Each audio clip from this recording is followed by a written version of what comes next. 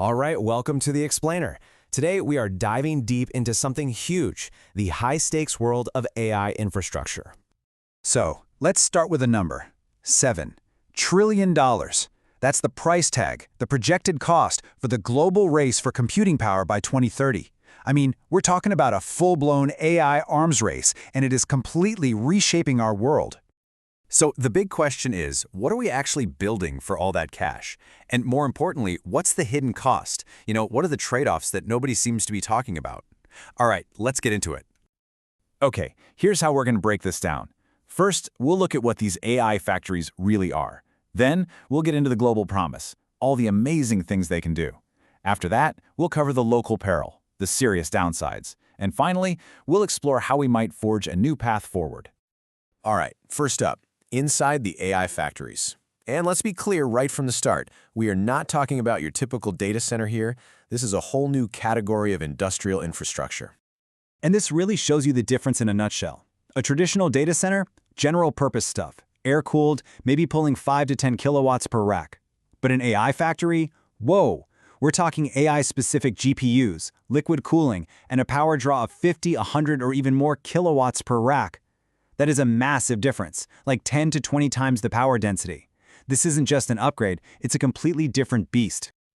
So, because of this insane leap in power, all driven by those specialized GPUs, you have to rethink the entire building from the ground up. Forget air conditioning. You need direct-to-chip liquid cooling.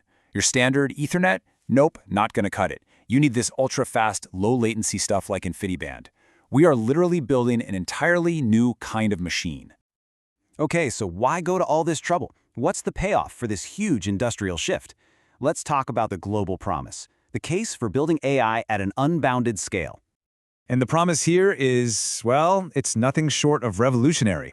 We're talking about things like revolutionizing drug discovery with tools like AlphaFold, or creating what some are calling AI co-scientists that can come up with totally new ideas. Imagine accelerating climate modeling by 25 times. It's basically about democratizing supercomputing power and putting it in the hands of researchers everywhere. And all that potential is fueling an absolute gold rush. I mean, just look at these numbers. The big tech players, Google, Meta, Amazon, Microsoft, are dropping something like $375 billion just in 2025. And that's all part of a projected $7 trillion market by 2030. It's a full-on geopolitical arms race for compute power. And the argument you hear a lot is this: AI isn't just another app or a tech trend, it's a general-purpose technology. Think of it like electrification, a catalyst for massive economic growth and societal change. It promises this incredible boost to productivity all over the world. But there's got to be a catch, right? And that's where we hit the other side of the coin, the peril. Because while the promise of AI is global, the consequences, the costs, those are intensely local. This is where things get really complicated. Let's just start with water. The sheer thirst of these places is staggering.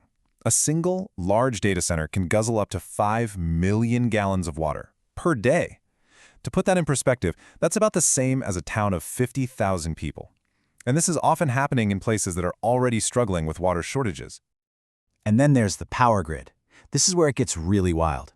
Take a look at Virginia. It's the biggest data center market in the world. These facilities are already eating up 26%, more than a quarter, of the entire state's electricity. The grid there is buckling under the strain. They're calling it severely constrained.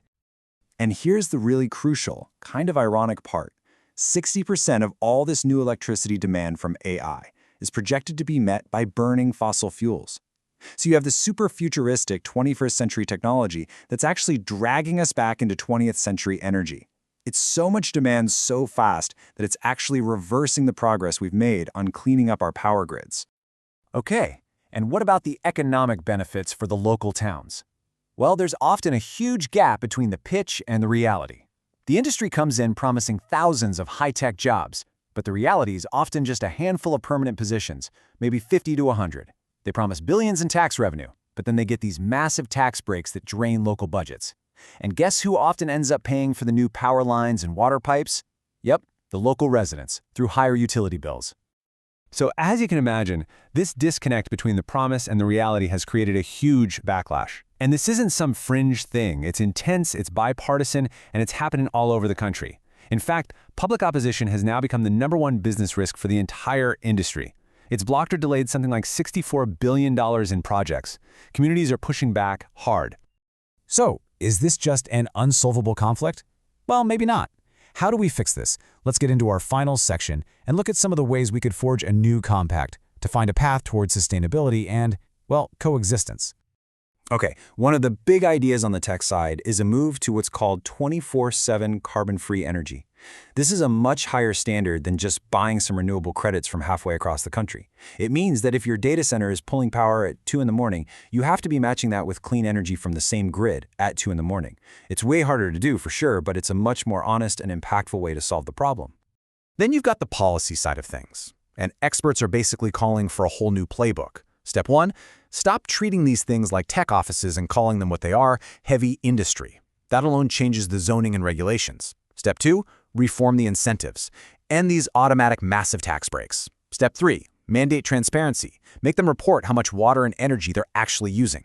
And maybe most importantly, Step 4, make sure the data center companies, not the local residents, are the ones paying for the grid upgrades they need. Now, are there other ways to build this stuff? Architecturally, yeah, there are some alternatives. You hear a lot about edge AI or decentralized AI, and that's great. It means more processing happens locally, like on your phone, which is better for privacy and speed. But, and this is a big but, it's a complement, not a replacement. For the really heavy lifting, for training those massive foundational models that power everything, you still absolutely need these giant, centralized AI factories. And ultimately, the industry itself has to change. The old way of doing things, operating in secret, keeping communities in the dark, that's just not going to fly anymore. They need to start thinking about the embodied carbon in their buildings and hardware, invest in their own energy storage, and really shift their mindset. They can't just be a grid taker anymore. They have to become a grid partner that actually helps make the whole system more stable and resilient. So when you boil it all down, this is the central conflict, right? We have this incredible 21st century technology boom that is just completely overwhelming our 20th century infrastructure, our environment, and all of our old regulatory frameworks. It's a fundamental mismatch. And dealing with all these consequences, well, it isn't about stopping the AI revolution. It's actually the only way to make it sustainable in the long run. Which leaves us with one big final question to think about. Can we actually build our digital future without completely sacrificing our physical present?